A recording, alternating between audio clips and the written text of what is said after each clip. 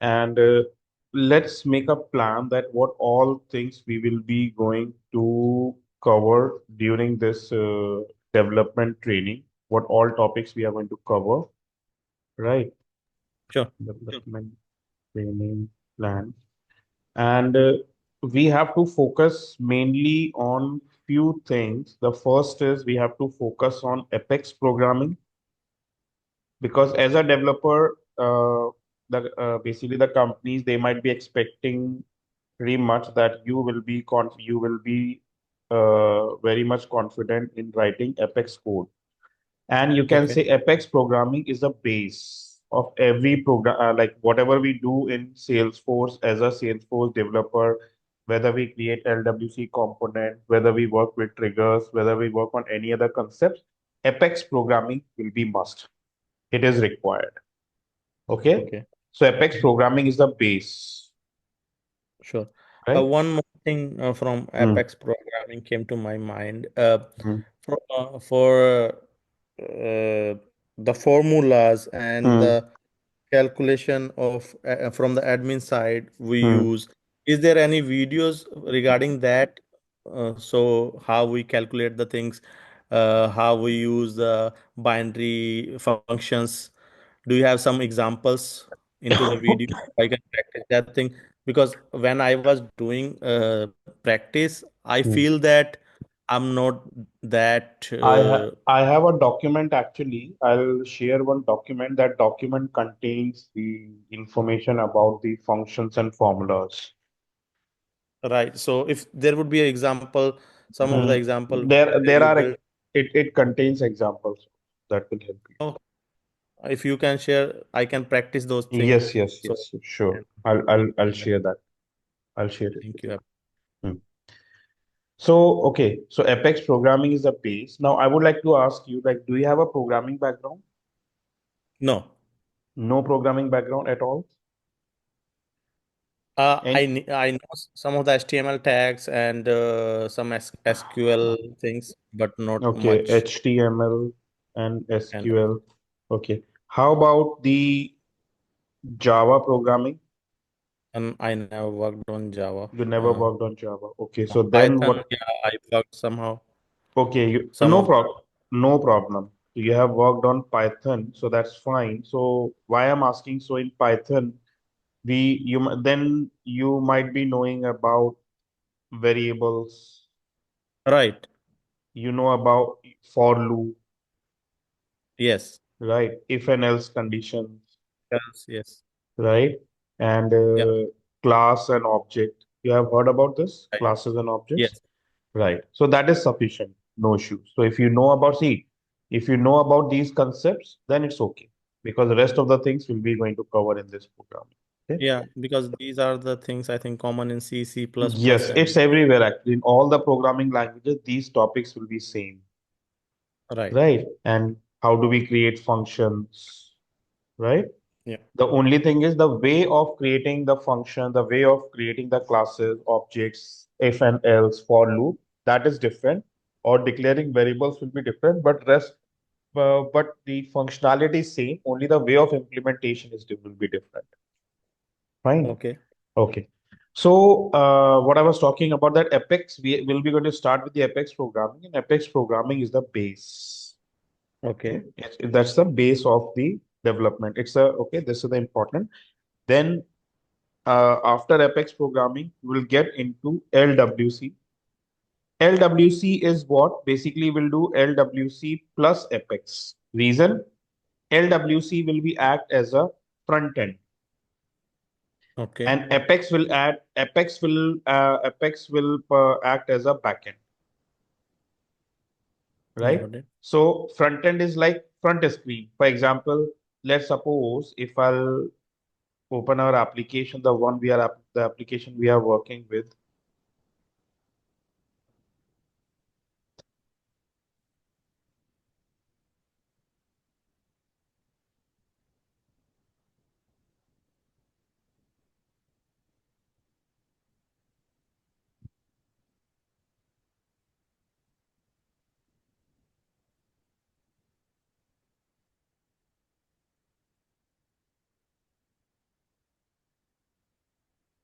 What happened?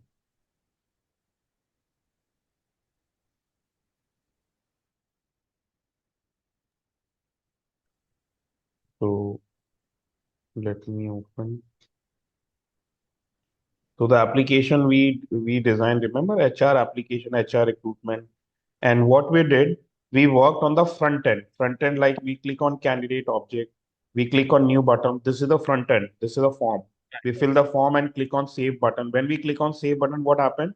The record gets saved in the candidate object. The record gets saved, and then that record will be available here. Okay. Yeah. But what's the logic written on this save button? Can we customize that logic? Can we manage that? Can we control that? For example, my requirement is when we click on a save button, it should save the record, but it should not redirect. It should not redirect to details section. I just want to display a message. Your record added successfully. That's all, and close this window. But what happened once I fill the details and click on save? The record gets saved and it redirect to details section. It will open that record. Okay. Okay. For example, I just write here test candidate and let me fill this detail. Let's say 1980 email ID testcan1 at the rate gmail.com. Experience as this, phone number as this. And now when I click on save, see what happened? The record gets saved and it redirect to the details section. We can see the details, right? So if we want to control, if we want to, so what's the logic written on this save button? Do we know about it? Do we know what's written over here? What logic written on this? No, No, we not don't on the know. front end. Can Yeah. we customize that logic? No, we cannot customize that logic because this is all written by Salesforce. This is all controlled by Salesforce. Right. Okay, we don't have control on that. We can't customize that. But but do you remember when then we created flows? Using flows, we did this. We design our we created we design our own screen, and there's a button, and we give the instruction that when we click on the button, what happens? The record gets saved, Yes. right? So Yeah. we gave the instructions. Right. Into the flow, basically, we add manually. Yes, into the flow. Yes. Got it? This one. Yeah. So all these customizations, all these things we customize, but again, uh, here we have limitations. For example, if you want to do some advanced customizations, that is not possible by using flows also. In order to, okay, and if you want to design our own for example, I want to change the background color of this page. We can't do that. If I want to, if I want to add any image over here, somewhere here at the top of the page as a logo, I can't do that because we are not allowed to do that, right? Right. So there are limitations. Now, in order to overcome with all these limitations, we have LWC components. What's Okay, the full form? LWC, Lightning Web Components. Okay. Okay, LWC components. And when we say LWC components, so LWC components means it's a custom interface. Okay, and it is used to build a custom solution, a custom interface, a front end interface, you can say. And why do we use Apex? Because LWC is only interact with the users, right? But the backend logic to save the data, to update the data, to read the data, that all will be done by the Apex classes. Is Yes. that clear? All everything will be done by the Apex class. Everything will be controlled by the Apex classes. Only Apex classes can. Right. Fine. So that's why whenever we work on LWC component, we always have to use the Apex classes. Right. Clear? This one. Yes. So this is we have to work on LWC component and Apex. Then we need to work on triggers. Triggers are, you can say, triggers are the programming version of flows. What we used to do in flows, automation. So trigger also used for automation. Trigger automation. Okay. Okay. Triggers Okay. also used for automation. And then we'll discuss about batch Apex and we'll work on integrations. So triggers are similar that suppose we set up a task, and when that task met the condition, it will trigger Yes, the. it will trigger. That's right. You Okay. might have worked on SQL. Yeah. In SQL, you have triggers, no? Like when we perform an event, whenever we Yes. perform an event and an operation, an action happens. So it's similar to that. Okay. And Okay. then what the batch apex here? Batch Apex is there are some, there are certain restrictions in Salesforce that we have a limitation that when we write some queries, like the way we used to write SOQL, we can write SQL queries in same manner in Salesforce also. In Apex classes, we can write SOQL queries. So there are some limitations that we cannot process more than 50,000 records. So if you want to process more than 50,000 records, then the batch Apex classes will. So anyway, we'll talk about the batch Apex things uh, in later session. First of all, we have to start with the Apex programming, right? And in Amit, and I have in a question. hmm, hmm. Apart from the Salesforce, is there anywhere else Apex programming we are using? No, only in Salesforce because Apex cannot be used outside Salesforce. It's only within Salesforce, Okay. right? But for this, for this, for this, everywhere Apex will be used. Okay. Okay, everywhere it will be used. So let's Okay. start with the Apex programming. And in order to create an Apex program, in order to write an Apex program, we have an option. We can go to setup. Like I can open setup. And within setup, we have Apex class. Basically, it's a class, Apex class. Okay. And when we click on Apex classes, when we click on Apex classes, see what is this? Apex code is an object-oriented programming language that allows developers to develop on-demand business application on the Lightning platform. Right. Okay. So we can create Apex classes, and in order to create an Apex class, we can simply click on new and a new Apex. We can create a new Apex class. But the challenge is if any problem comes, how can we debug that class? Right? You know Mm-hmm. that as a programmer, whenever we write any program, we always need to debug it. So how do we Right. debug this? In order to debug this, we need a platform. So therefore, instead of clicking on new button, I will be using developer console, Okay. right? So when every time you click on this gear icon, you can see there's an option called developer console. See that? Right. So I right click, open it in a new tab.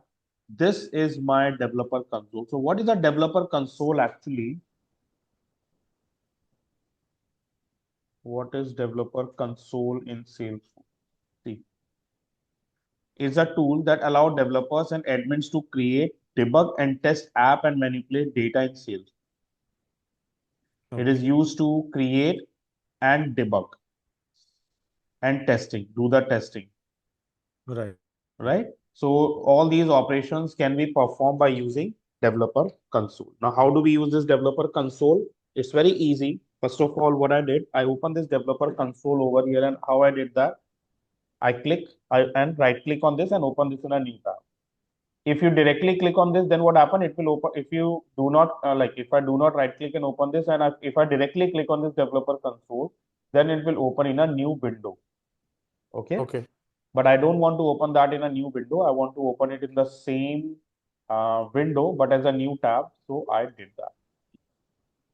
Okay. Now, in this developer console, we have various options. Like if while writing any program, while writing any Apex class, or while writing a trigger, if any problem comes, so we can see the problems here. We can see the errors here.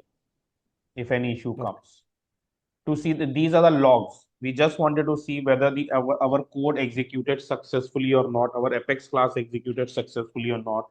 And if you want to see that, so that we can see here logs, right? Yeah. Test whenever when we create an Apex class, we always need to write a test class also, right? We Okay. always need to write the test classes. So whenever we run the test classes, we can see the test result here, whether the test is successful or not. Okay, and Mm-hmm. test classes are very important And the reason why the test classes will be very important, because this is an Apex programming or Apex class, you can say Apex class. Okay. Okay. So whenever we create an Apex class, it's always it's a we always need to create one test class for an Apex class. For every Apex class, there should be a test class. There need to be a test class. Okay. Okay. The reason of creating a test class is it is just to check the code coverage of the Apex class. So whenever we write an Apex class, and whenever we want to move whenever we want to move the Apex class from sandbox to production, okay. Mm-hmm. So it's always mandatory that the Apex class, you can see here, there's an option called overall code coverage. See this? Right. So it will give you the percent of an Apex class. What will be the code coverage percent? So when we create an Apex class, and if the Apex class code coverage will be greater than 75%, then only that Apex class can be moved from sandbox to production. Otherwise, no. So we will be going to discuss all these concepts in coming sessions when we talk about the test classes. Right? I'll show Okay. you practically, because if I'll just show you theoretically, you might not be able to understand. So I'll show you practically how this works. So for a time being, let's skip about the test classes. Let's not discuss about the test classes and all. First of all, Right. we all will start with the Apex classes. And how do we create an Apex class? In order to create an Apex class, when we click on File, New, what is this? Apex Apex class. class. We click on Apex class. You have to give a name to your class. Let's suppose I'll give the name as Test Apex 1. Okay, that's the name of the Apex class. Clear? Okay. Click on Right. OK. And when I click OK, it creates a class for me. Public Public. class test Apex 1. This is the class name. Right. This is a this class is a keyword, and public is also a keyword. Public means, Right. what do you mean by public? Public means all the internal users within the organization, if they wants to access this Apex class, if they request to this Apex class, they will be able to access it, Right. right? And if I make it private, then no one will be able to access it except the owner. If We we have are talking about the internal users, hmm, uh, those are only the developers or any user can access, any user can access it, any user within the organization. whether they have a knowledge of this Apex. They are not going to they are not going to customize the code, but let's suppose they as I've told you that we can use this Apex class with LWC component. Right. LWC is for the front end. Let's suppose they are connected to front end, Yes. right? So from front end, they send a request to update to create a record. So that backend logic will be handled by the Apex classes. And if they are not allowed to, if it is not a public, then they will not be able to access that Apex class. The logic will Right. not run for them. Okay, the backend logic will not run for them, because Sure. if I logged in, I access the LWC component, so the system will go and check, do I have permission to access this Apex class or not. Right. If I don't have permission to access this Apex class, if it is private, let's suppose uh, we have two users, Sumit and Adit, in this case. Remember, we added a new user, Adit. Okay, there is a Right. user called Adit. So I created a Lightning Web component. I designed a Lightning Web component, and there's a Apex class behind that. Adit logged in. He can access the Lightning Web component, but it's a private. Instead of public, Right. I make it private, and I created this Apex class. So when he tried to perform any operation by using Lightning Web component, that okay, so the backend code of the Apex class is not going to help, Okay. because it's a private. So only the owner will be able. So owner will be able to access it. Right. Now Adit is not an admin. Adit is not a developer, but he can access the Lightning Web component, right? Right. Like public class test Apex 1. Now this is a class. Now in a class, do you remember you know about functions? We used to create functions. What are the use of functions? You might have in Python, you have created functions. Functions. I don't remember. You might have declared like this def function one like this. Remember this one? Right, So what are the use of this one? Why do we do it like this? So that we can reuse it. What's the use of function? Functions are always reusable. right, Okay. For example, let's suppose you have to do a calculation of two numbers. right. Right. Now there are two possible ways. Either we write the logic every time. Okay, we write the logic every time to add the numbers. Yes, Right? We do it like this: a is equal to 10, b is equals to 20, c is equals to a plus b. Right? And right, every time this is one way. Second way is what we used to do. We used to write def, let's say def add function, and here we say let's say def add function, and then we can take two parameters into this function. right. Right? And when we Yeah, pass the parameters, whatever value we pass, accordingly we can run the calculation. So that's why, yes, like this way, we can call this function n number of times. There will be no limit. right. And the advantage is reusability. We can reuse it again and again. Yes, And the purpose is it saves time. It saves our time. We don't have to write the same logic every time again and again. It's a time saving. yeah, That's the purpose of function, right? right. So here also we can declare a function, but how do we create a function? Because this is public, so it starts with public only. Okay. Okay.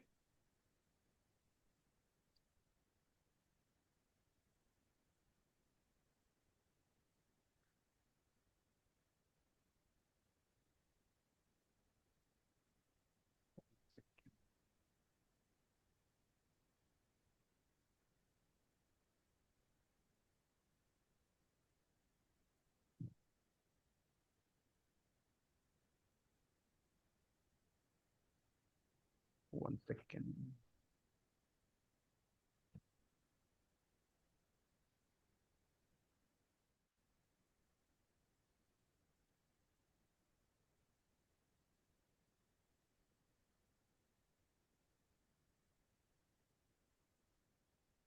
Yes. So this is public. Then I need to specify the return type, whether this function return any value or not. For example, uh, let's suppose, okay, in functions, okay, so function, there's a specific syntax. So first is a keyword modifier. It's a modifier means what type of function it is. It's a public function. So because it's a public function, so the users, they will be able to access it. Okay. And Yeah, then I write here void. Void means this function does not return anything. What do you mean by return and not return? I'll tell you with the help of an example. Public void. Let's say I'll give the name as function one. Okay. right. Function one. This is one function. And here I just mentioned void. Now let me create another function here. Public string function two. See, these are two different functions. See Yes, that? Now, here, this statement is same, this keyword is same. That's a function name. Okay. Function names cannot be same. Okay. right. Two functions, their names cannot be same. Yes, Okay. Two functions, their names cannot be same. Remember this. right. So here, that's a function name will be different here. Fine.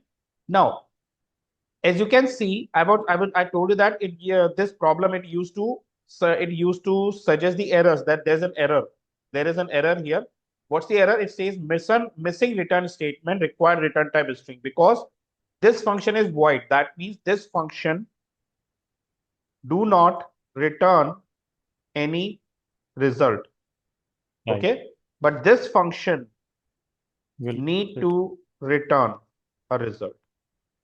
Right. And so if I know what to return, either I can write here, let's say return null. That means right now I'm not returning anything, but return statement should be there. Okay. And If it is a string, so it will only return string.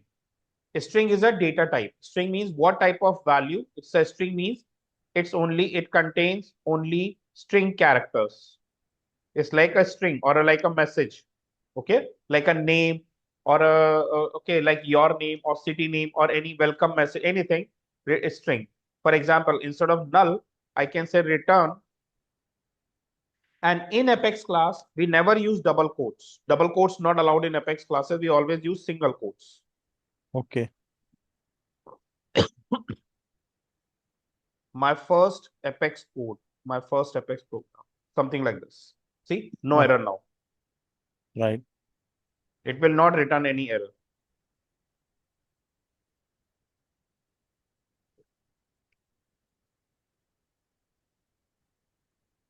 So is it necessary to define the void function in starting every time, or we can See, ignore it? it's up to where here you are talking about. Yeah. No, it's up to you. Do you want to create a function with a void or with a like the function return or not return? It's not mandatory. Let's suppose I don't want I want a function with return, so I can remove this. Okay. It's not mandatory. I give you an I write it I just write it here just to give you an example that here this function returns, this function do not return anything, and this function returns see string.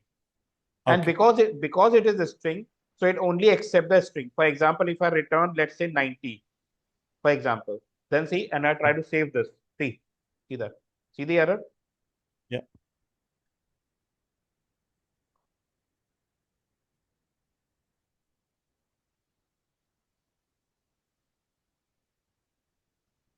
But if you will write down this 90 into the semicolon, Single yeah, quotes. single column. Yeah. Then it works because in that case, okay, in that case, it will consider as a string, String. not as Yeah. an integer. Right. So these are the things. Okay, these will be the things we need to handle. We need to manage. Okay. Got it? This one. See, if I enclose this return 90 into single quotes, then what happens? This 90 will not act as a number. This 90 will act as a string. See, no error. Right. Clear? Now, let's see how to run this. So for example, for a time being, okay, let's keep it. And in one class, we can have n number of functions. There is no limit that we can create. We can add only two functions or three functions or four functions or five functions. Not like that. We can add as many as functions we want. There is no Right. limit for that. Mm-hmm. Now, here okay, I wanted to display a message. I want to show a message. Like in Python, we use print statement. Right. But here we cannot use print statement because it's an Apex class. An Apex class always runs in backend. Okay. So Okay. therefore, but still we wanted to see whether this function runs or not, or this function executed or not. So therefore, here I'm going to use there's a statement called system.debug. Okay, let's rejoin for the session is going to end, and then we'll do this. Okay. Okay.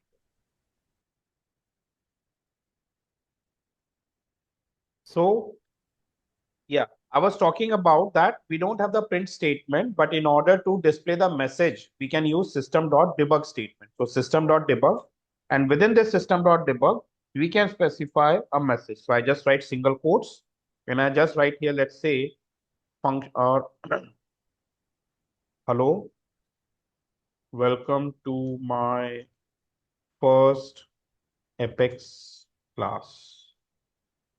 Okay, this one. Right. And this is return. So here it is return 9.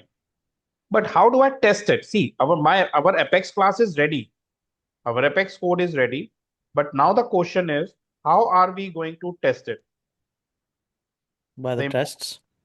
no, not by the test, because testing is for the test classes. In order to test it, we need to run this class. Okay, like in Python, what we used to do, we used to say run or we use press F5, Right. right? So when we say Yeah. run, what happened? That Python code will run, it will compile, it will execute, and then it will show the result. So here Right. also, in order to see the output, what we need to do, we need to click on debug. See, what is this? Open execute anonymous window. See, usually this Apex class will be called by the Lightning Web component or by from a trigger or from a batch Apex class. But right now we haven't done any one of them. Okay. Right. So still I want to see whether the logic is correct or not. So in order to test the logic, I just want to test the logic of my Apex class. So how can I test the logic of my Apex class? So I simply click on debug and click on open execute anonymous window. Okay. When you click here, it will open a small window here. And in this window, what we have to do, we can write this code directly. We can copy this code and paste it here. Okay. Mm-hmm. So we can Right. do this. But I want to call this function actually. I want to call this function one. Okay. But this function one belongs to this class. Right. So therefore, what we'll do, test apex1 t1 is equals to new test apex1. That's the way to, what is this here? This is a class name and this is an instance of this class. You can say whenever we want to create any function from a class, first of all, we have to become a friend of that class. Okay.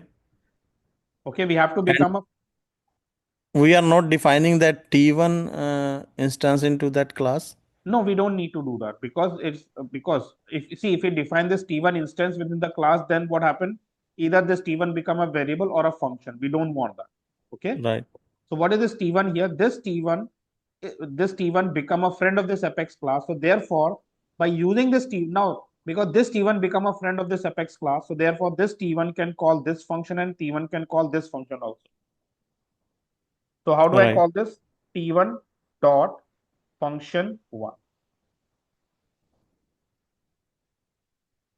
Okay, t1 dot function one. Right. I'll check this box, open log. See, there's a log option. See that? Right now the log is empty here. It's blank. Why we use this new test apex, a new word here? New means we are initializing this. We are just telling the code that this is a new instance. Okay. Okay, we are telling the Salesforce that this is a new instance. This is a new instance, and this instance is going to help us to call all the functions and the methods from this Apex class. Right.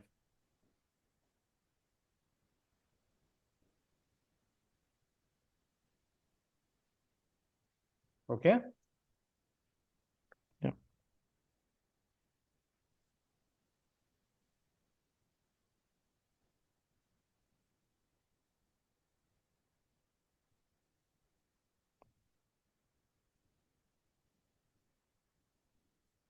got it? This one. So Yeah. what does this mean here? This is the class name. This is an instance, and this new keyword, it is used to define. It is used to tell it is used to tell the sales for the Apex that this T1 is an instance of this Apex class. And now, Right. with the help of this T1, I can call this function, I can call this function. But Okay. because there's a void, I can call this function directly, right? But this Mhm. function, is it void? No, it's a string. String means this function will return a value. Right. Okay, this function Return a value. return a value. Okay, this function will return a value. So if this function return a value, so there must be someone who can handle this, who can handle the response. Let's suppose if you throw a ball on a wall, let's suppose you throw a ball and okay, and if there is a if you throw a ball on a wall, the wall will return back. That's right. Yeah. So there will be someone to hold that ball, right? Mm-hmm. So if the ball is returning, you can hold that ball. That's right. You Right. can hold that. But if you throw a ball and there is no ball in front of you, then what happens? Will that ball will come back to you? No. No. So this is something like that. We call this function, but there's a void, so this function does not return anything. But if I want to Right. call this function, I just write here t1 dot function 2. I call this True. function t1 dot function 2. Right.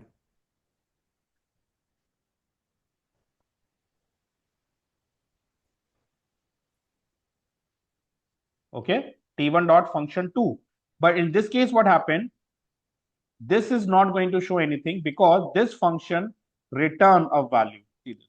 But is there, are we holding this value? Like when this function return a value, is there any, like, do we have something which will hold this return, which will hold the result? Yeah, the string is holding the result. No, string. See, string is not holding. It's So a return. yeah, It's a return type. Okay, right. holding it. See, we are calling this function here. So therefore, here we have to write, let's say, string str or a string, let's say, result, for example, like this. So now what happened here? See, what is the return type here? String. String. What is the data type here? String. Both should be same. Right. If it's a string, so this also should be a string. See, this is a string type. Okay. Right. If this is integer, then this also need to be integer. Fine. Yes. And now what this will do, this function will be called t1 dot function to this function will be called, and this function will return this 90, and this 90 will be stored into this result. Okay. Okay, this 90 will get stored into this result. Got it? Yes. Yes. You have to practice this actually. So without string or integer value, result will not hold any value, right? You mean to say this one? Yeah, if it's integer or it's a string. See, the thing is, this is mandatory. Like in Okay. Python, when we declare any variable, we do not specify what type of data type it is. Right. Okay, but in Apex, we have to mention what type of data type it is, what type of variable it is. Whether it's a string means it can store only strings, characters. Yeah. Okay, it's a, if it is integer, so it can store only integers. If it's a boolean, it can store only booleans. If it's a float, it can store only floats. But in Python, we don't Mm-hmm. need to do all those things. In Python, it is automatically adjusted. Okay. Okay, that is the difference between Python and the Apex or the Java. That's the only difference, Right. right? So here now what happened, because this, the return type here is a string, so that's why it is mandatory to define the return type. If I don't define this, then what happened when we run this will, because now in this case, this program will not be able to understand what type of variable it is, whether it's a string, what type of value it is going to store, string, Okay. integer, float. So we have to mention that we will be going to, so this will store only string. We specify this. Right. Okay, for example, let's suppose there are five students in a, there are five students in a class, in a room.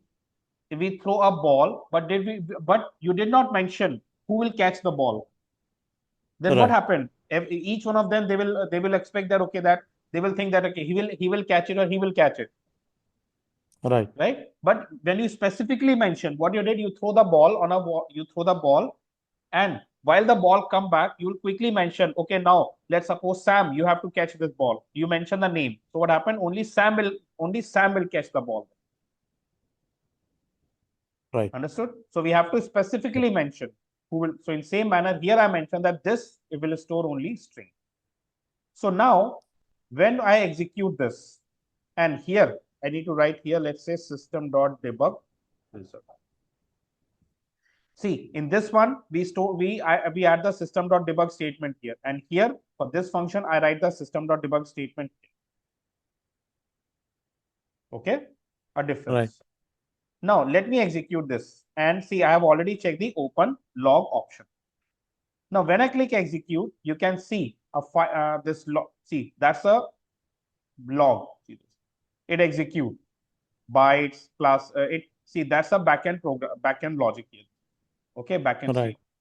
But We are not targeting this one. We will be targeting only on these statements, the debug one. So what we can do then, we use this option. See, what is this? Debug only. And when you click debug only, we can see the state. Welcome to. See, when it called t1 dot function 1, it display welcome to my first Apex class. Okay. So this is the result. Welcome to my first Apex class. When it But it comes to, doesn't have any return statement for it. do we have any Welcome to. do we have any return statement here? No. What is this here? System.debug. System.debug means to display a message, like, Okay, okay, okay. Got it. right? How that's how we are displaying the result. That's right. That's how we are displaying the.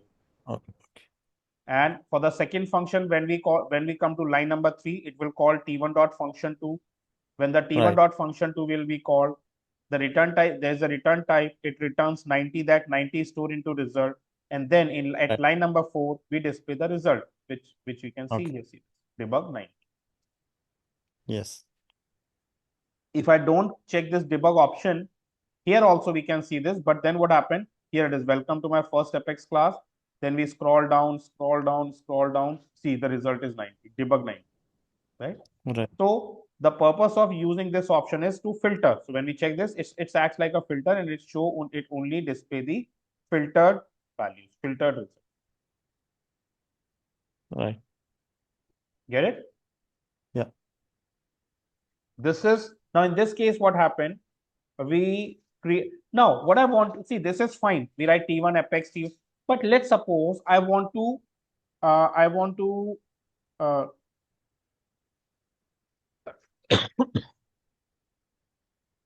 you can say I do not want to declare this. I don't want to do it like this actually. That means I don't want to create any instance like T1. Right. So now I'm just creating one more function to explain you, and then I'll tell you that how can we call that function. So now what I did, I create one more function, public, but this time I use a one more keyword called static, void function 3. See, public static void function 3, and here I write system.debug test function, or I just write here my name is clear. Right. See the difference. Public, public, void, void, function name. Only one keyword will be added here, that is called static. Right. What is the difference in this one or in this? Here also we have public, public, void is instead of void we use string, fine. But what is the difference between this function and these two functions? Okay. Static. Yeah, static. But what's the purpose of static? See, the purpose of static means now how to call this function? If I want to call this function, what should I write here? T1 dot function 3. Function. Simple. Yeah. Because it's a void, so there is no return. Okay. Okay. But Yeah. understood, there is no return here. See this. For this is Right. return, so we use this. But for like the way we call function 1, in same manner, I call this function 3 also, because this is also void, so this is also void. Get it? Right. Yeah. But the thing is, what is the purpose of static? See, the purpose of static means whenever we define a static within a function, then we cannot call it like this. This is invalid. Then we can't call it like this. This will not work. Then what we Okay. need to do, we have to use class name dot function name directly. Okay. If we are using static, it will not work like that. Yeah, We it have won't. to. Yeah, we have to only use the class name and function name. And what's the benefit of static here? See that the benefit is you don't have to see, in order to call this function, you need to first declare an instance and then we call this function. But here, Right. see, did I declare anything here? Did I declare any T1 or T2 here? I don't need to do that. I can call it directly. Okay. You don't have to remember the names now. You have to Mm-hmm. remember T1, T2, T3, whatever. But here, do you So have to basically, remember? we remove one step from here. Yes, we remove one step. So the best practice is to always use like this. This is Static. this is Okay. this is the best practice every time. Okay. This will be the best practice to work in with the Apex class. And if in this window we are making any mistake, how we gonna identify Where in this one, the small window? Yeah, for this one. example, I just call this one, and when I execute this, let me save this first. See, there's a see if I don't add the semicolon and I try to execute this, see this error. Okay. Or if I don't define the string here and execute this, see this variable does not exist result. Okay. Yeah. And if I execute this, see error. Static method cannot be referenced from a non-static context. That means the reason is this is a static function, and in order to call a static function, we always have to use a class name, not the instance name. So this will be called directly by using class name. Okay. Clear? Yeah. And when I execute this, see, executed successfully. I can see debug and I can see the result. My name is. Right. This is how this works. So do one thing, take a screenshot of it. Okay. Just Just give me a yeah, sec. just now you can take a screenshot of this. Okay. Just take a screenshot of this. So that will help you to understand how do we write the code and how to call it. I took it. Okay, great. So practice this much today. O- Tomorrow, what we'll do in tomorrow's session, we'll talk about data types. Okay. We'll see what are the different data types. Like we have a string, we have integer, we have float. So Right. we have primitive data types, we have collection data types. So we'll discuss about the data types in coming sessions. Okay. Sure. Okay. Okay then. We'll connect Thank tomorrow. you. Okay. Welcome. Bye.